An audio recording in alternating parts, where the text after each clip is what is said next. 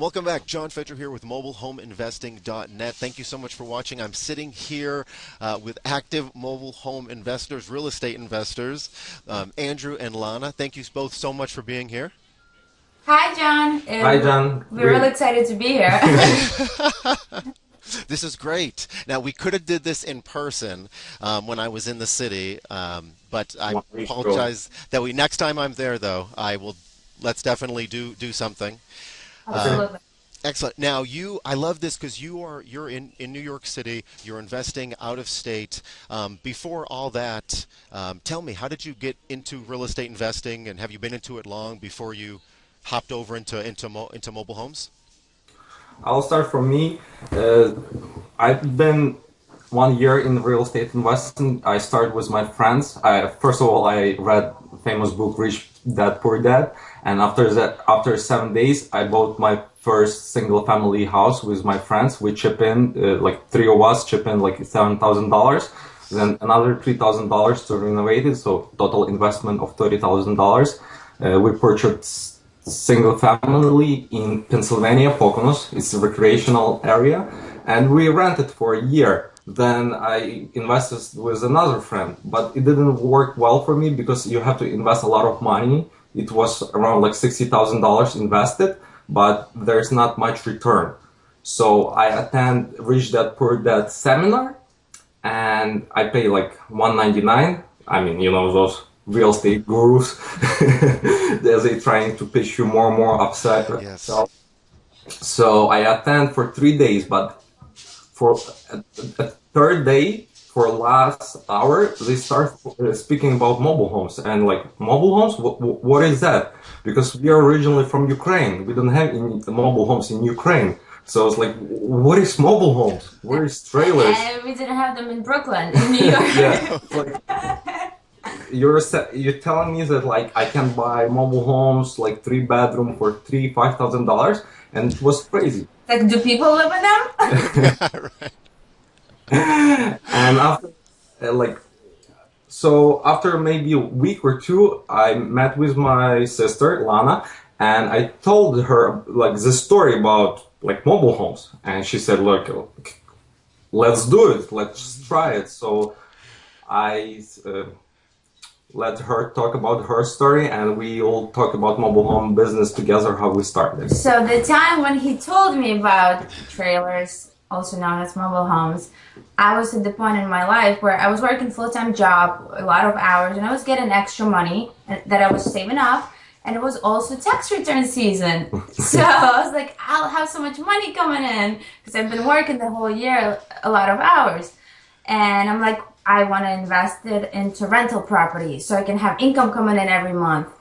I don't know how I'm supposed to do it. It was maybe like I was getting $5,000-$6,000. I'm like, how am I going to buy a home that's $20,000 or $30,000? And I was just looking for a way to make it work. How can I get investment property? And Andrew told me about mobile homes. He said, you can buy a home anywhere from $3,000. And I was like, wow, so I could buy a home with my money. And I went on Craigslist, and I just did simple homework. I looked up, like I searched mobile homes. I saw how much they are for, and I saw ones for $2,000. I'm like, wow, they look like my house inside. They look even better and bigger. And it was just like eye-opening. It was great. And I always had this like need where I wanted to help people in the communities and improve them in some way. So that was like a perfect chance. Right on. Great story. Did you always know where to start looking? I mean, you were in the city. Did you know instantly that you wanted to go to Pennsylvania versus New Jersey, or just north outside the city?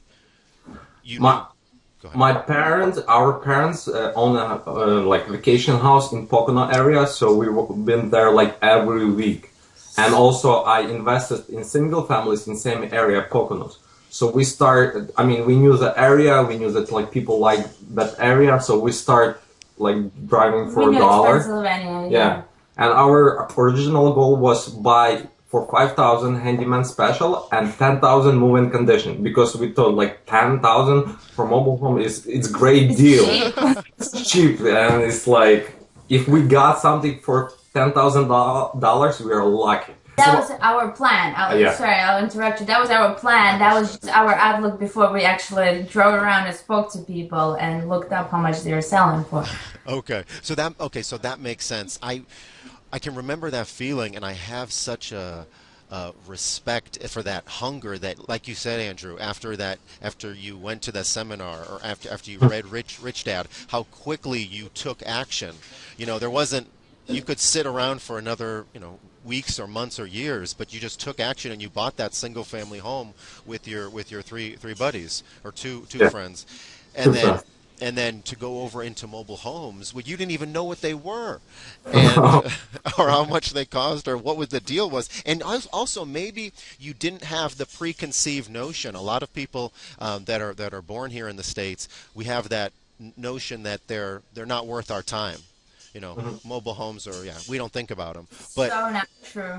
No, Yeah. I heard term like white trash, but I honestly I didn't know what that mean because of my English, because I'm not native, so I didn't know. But now I see how people is wrong about this Whole mentality, mentality. stereotype that they Like have if about it. people live in mobile homes, it's like white trash. It's not true. Because usually the person who's saying that lives in a smaller home, in a smaller in the city, and is paying a lot more for it, and renting it, and not owning Not it, only. which that's is it's a paradox. Yeah. that's so funny, and that's so true. So that is something that surprised you when you got in and you Yes. saw the, yeah, just average people. There's good and bads to everybody in condos and mobile home parks, single family homes. Every neighborhood has its bad apples. But so Characters. so now, how long then has it been since you said one year almost, or is it Uh, no, almost 2 years. almost 2 years? Okay, wow, excellent. No, Okay, we started your program like almost 1 year ago, but before that, we did business for 1 year. okay, good. Now okay, so tell me, when was the first mobile home deal? Do you want to tell? The very first mobile home deal without your program, it was our favorite deal. Okay, It's what gave us that extra push and start where we're like, yay. We handed out our business card and we left it in the door of the mobile home that looked really bad condition. And we were like, as long as we can get it cheap, let's put our business card in there. And the guy called us a few days later and he said, hi, my name is Joe. I want to sell my mobile home. And we were like super excited. We didn't ask any questions. We were like, what's the address? take my money. Okay. We're ready. Let's drive out 2 hours away. Let's do this. So we went out to take a look at the home and we walked in and the minute we walked in, we're like, oh no, this is just too much work. There are holes in the floor. There are holes in the ceiling of the home. There's kitchen missing. There are no appliances. It was just like, no, this is definitely not what we expected. So he was asking $3,000 for it. And Andrew was like, wanna know there's no. Yes, too much. I mean, I had some experience in construction when we bought single families, and like said, no, it's too much work. Like there's need like ceiling, shit, like carpet on the floor, and a lot of stuff. And we started working out and saying like, sorry, we cannot buy this. Like, I'm sorry, we were leaving. And the guy goes like, and he says the craziest thing we ever heard. I definitely never heard anything like that. He goes like, and mind you, he lives there with 2 kids and his wife. It's a family. And he says, would you give me 500 for it? We're like, We froze. yeah, because at that time, cell phone cost like $600, and offering us 3 bedroom, 1 bathroom. Yes, it's in bad condition, 1970, but a home for $500. How can you be wrong to buy not to buy this? So, so we ended up purchasing this home. Yeah, and of course, one of the questions that we asked was, what are you gonna do? Where are you gonna move out to? And what's the plan? And he said, the reason I need $500 is because I want to buy the home down the street from this guy. And he needs 500 down payment. So we were like, okay, so he wants 500 down for his home. we can just take your home as a collateral and give him 500 to buy his home, and we will finance it to you. So we took this home as down payment for next home, and that guy wants to sell for $2,000. We negotiated for $1,500 and resell it at the same day. This home for $2,000 to this guy is like making $1,000 in profit. I mean, we didn't know that you can make double, triple, but we did it. It was a lot, as there is. Yeah, so in one deal, we did two homes. I mean, we bought and sold two homes. Great thought process to go the extra mile and to talk to the second seller, and then to get that home, to then have the guy move right in. That's brilliant. That's excellent. To think outside the box and to not ask going, how am I going to do it? To ask, who am I helping? What are the numbers? And what can I buy and resell this for? Not so much how. You did great. You did great, and you sold it. You left. It sounds like you left a lot of money on the table. Maybe you could have sold it for a lot more. But who cares? Yeah. Your first deal? Yeah. Excellent. So that was the first one. Sorry, Alana, you said something? I said it still worked out, so. It definitely did. Right on. So that's the first deal. That's that's one of the biggest ones that you remember, or the most important? Yeah. The most important. My first deal was very similar, where it just set the bar really, really high. It really opens your eyes to what this business can be. And you saw right away on your first deal that you can. There's a spectrum of sellers. Some sellers have months and months, and other sellers don't. This gentleman you caught at the right time, at the right place. He was a high priority seller, and you were able to help him. He probably didn't have anybody walk through his home in a long time.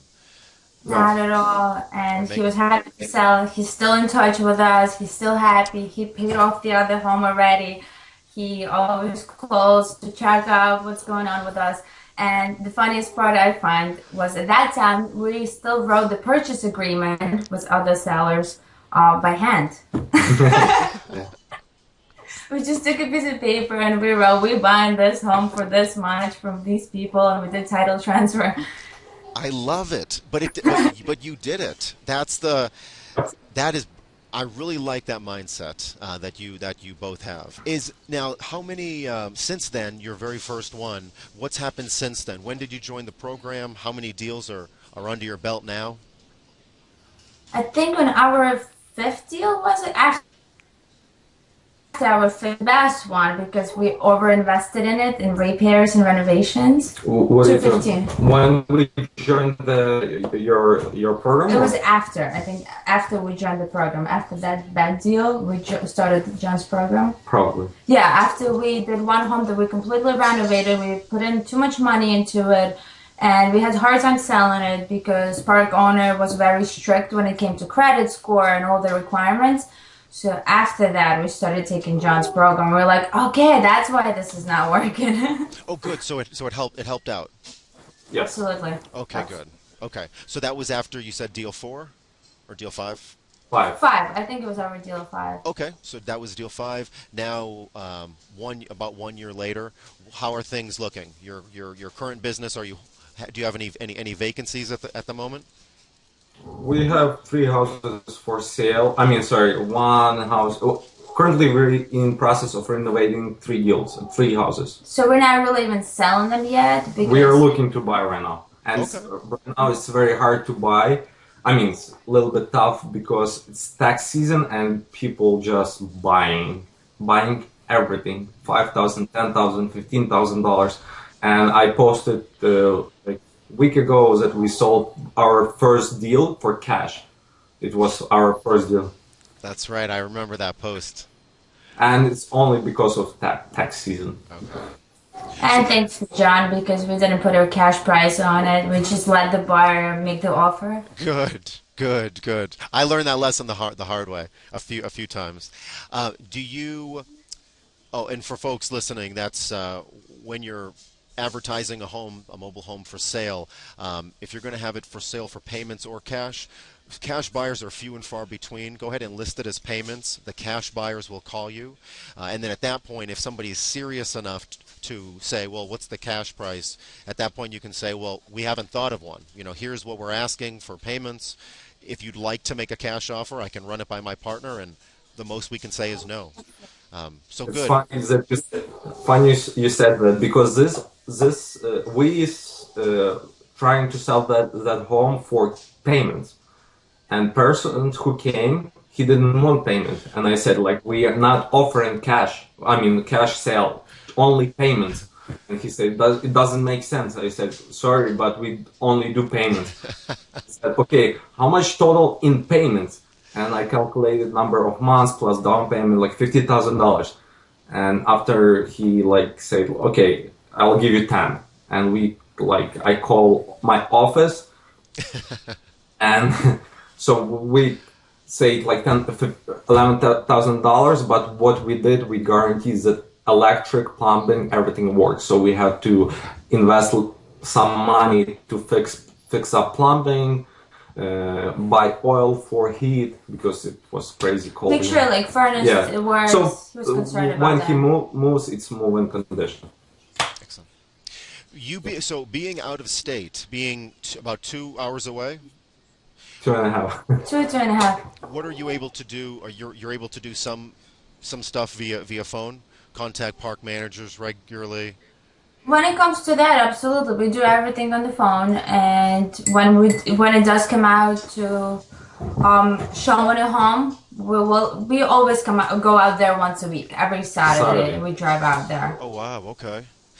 Now you're at how wide would you say that you're looking? Is it just I don't know the Poconos area. Is there room to expand? Yeah, sure. We concentrate in 3 big areas, around 3 big cities. Okay. You'll notice that you've now been in this for almost 2 years now.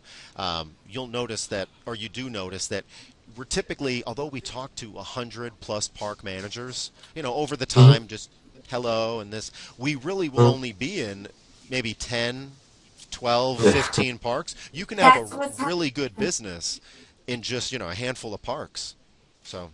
Yeah, and Alana just came from California, and like I text her, listen, I have a seller in park, and we love that park, and there's another park, and look, we love to do business with that With because the same owner. yeah, same owner, because yeah. he's great guy, and community is great. People likes to live there, and it's perfect. When we have sellers there, they want to live there. It's close to the city. So there are a few parks that we work with, that we like to work with, that have low lot rent. So, and people prefer them. Good. Nice. And you're already so experienced. So if deals come in there, you know what you can buy them for, you know what you can sell them for. Sell them for makes it so much easier because you don't have to do the homework and see what the rent is in the area. We already know. Excellent. What are your goals for this year? It's only the first part of the year. What do you have planned for the rest of the year?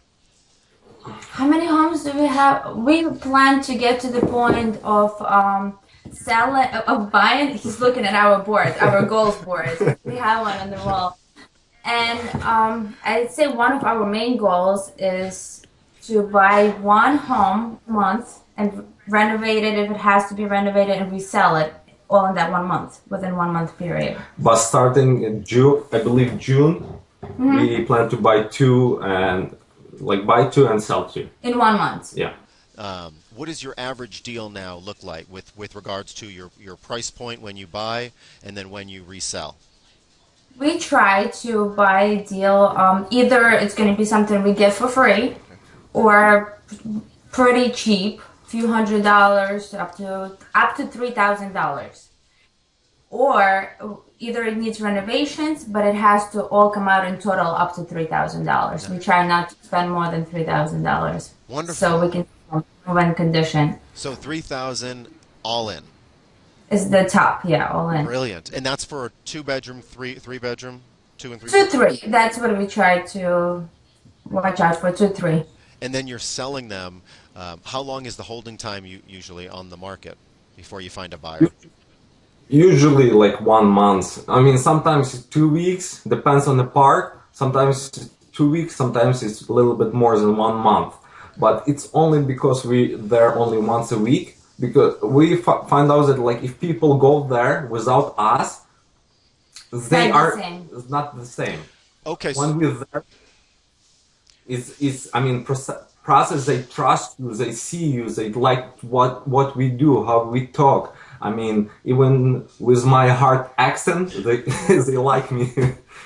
They like you, and the home speaks for itself. You know, the Yes. home, right, good. Good. And then while you're there, you can see the ones, there's two different types of buyers. The ones that, well, it's probably a few different types, but the ones that you're chasing, fill out the application, or the ones that are chasing you. So when you get the ones that chase us for the home, they want the home, they'll show up on time, they'll go fill out the application when they say they will. You can really see that face to face. So good. Yep. Absolutely. If you found that and that's what you like to do. Screen went black. Okay.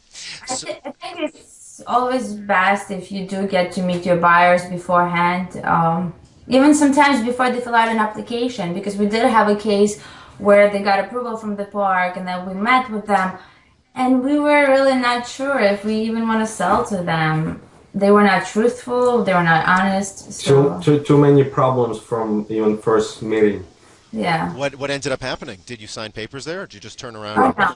No, we just I yeah. mean, we you? required Good. a little bit more down payment, and they just resign. Yeah, they said They no. said we cannot put more money down than what you're asking, and they decided not to go with it, and we are like, yay! Good for you. Better than getting into a bad situation. What is the turnaround that you have for defaults? So you've sold now around seven homes, or you have, No, we sold 11, 11. but oh, resold 7. So in gotcha. total, like 18 homes. So those had, But now go ahead. now we're getting smarter and smarter because with each deal, I mean, you learn. But honestly, we love to get homes back. I mean, no, sorry.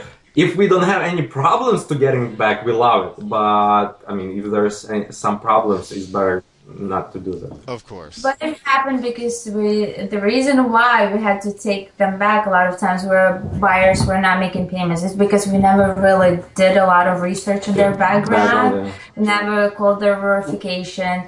We didn't do our due diligence, Right. so that's what happens. Okay. When you do your homework, it works but out. with each resold repossessed home, we improve it, like better, like make it in better condition, and also we getting better deal, bigger down payment and Bigger payments. payments. Yeah. But good job. You have no plans in slowing down and stopping, and you're only going up from here. Any advice that you give somebody that is, looking at this and looking at you, maybe 2 years ago where you were? Any advice? Somebody getting started in real estate or mobile homes? I will speak about mobile homes. First of all, like if you bought something very cheap or even for free, not try to flip it. Sorry, if it's in bad condition, there's like no floor or there's plumbing broken or electricity, not try to flip it. Even we bought something for $1 and we tried to resell it for $600, so it's like $5.99 profit, correct? Nobody wants it. Right. We tried to sell it for 3 months. Nobody wants it. So my first advice, not try to flip it. It has to be move-in condition, then you can flip it. Second advice, what I can say, do not postpone renovation. If you got this home, hire somebody. If you want to do work yourself, do it yourself, but start it next day or same day. And like have a goal, finish in 1 week, 2 weeks, and do not give your slack. I mean, work 24 hours, work 14 hours, I don't care, but you have to finish it because if you let that thing like I will do once a week, it doesn't work. You'll lose money. Thank you so much for being here. Yeah, and we've been trying to go back and forth, so I'm glad we finally got to sit down. So thank you so much for being here again. I know everyone listening got a lot of value because we went and talked about a lot of different things. Thank you for opening up your business and being so open. We can do it again. Can I say one last thing Please. to anyone that listen? I just want to say, like, please, guys, do not take advantage of buyers. There's people, I mean, smarter than we are, somebody is not. From our own experience, people do not read documents. So people do not even like know what they are signing. So they listening to you and trusting you. You're helping them, but please do not take advantage of them, because it's my honestly it's my favorite topic about scam and all other things. But if you are in this business, it's people business. You should not take advantage of them. And I'm like begging you, if you think it's wrong, don't do that. I think it's just all about disclosing the information. Make Yes. sure your buyers know what they're getting themselves into, owning the home, that they're responsible for the things, that they'll be responsible for repairs, owning the home. Yeah. So make sure they know that, tell them, make them read it, repeat it to them, just to make sure they're aware of what they're getting themselves into. We have so much power as investors, as just knowing the little bit that we do to help people or to hurt them, to take advantage of them. I'm so glad that you brought that up. That's a character thing, and you won't last long if you have that type of business. I don't know. That's how you see people starting up and then disappearing after certain things. And I hope they don't. And if So- we know somebody in this area, we'll make sure he's not in business anymore. And we have the, At the post. yeah, we have power. Andrew's coming for you. All right. Excellent. Andrew, Lana, thank you so much for being here.